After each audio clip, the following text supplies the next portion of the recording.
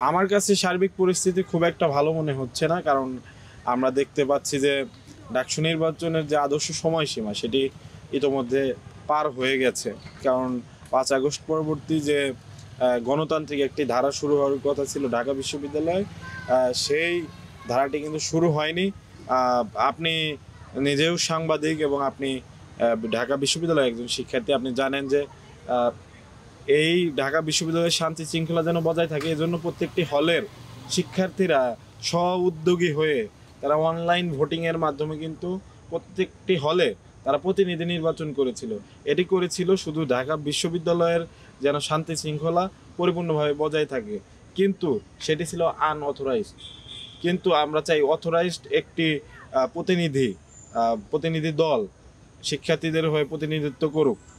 কিন্তু সেই জায়গাটাতে এখনো আমরা দেখতে পাচ্ছি সেই এখানে একটি গ্যাপ হয়ে গেছে শিক্ষার্থীদের সাথে প্রশাসনের, এবং তার সুযোগ কিন্তু একটি রাজনৈতিক দল ক্যাম্পাসে নেওয়ার চেষ্টা করছে। এখন আমার মনে হয় যে ডাকসু অবশ্যই হবে, এবং এটি না হলে শিক্ষার্থীরা এটি কখনো মেনে নেবে না।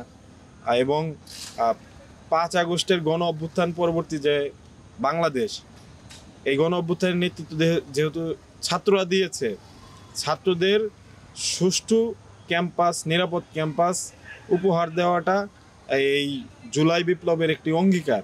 সেই অঙ্গীকার বজায় রাখার জন্য শুধু ডাকসু নয়, প্রত্যেকটি কলেজে, প্রত্যেকটি বিশ্ববিদ্যালয়ে ছাত্র সংসদ নির্বাচন হতে হবে। এটি আমাদের প্রাণের দাবি, এবং আমরা এখনও বিশ্বাস করি যে ঢাকা বিশ্ববিদ্যালয় তারপর দেখাবে।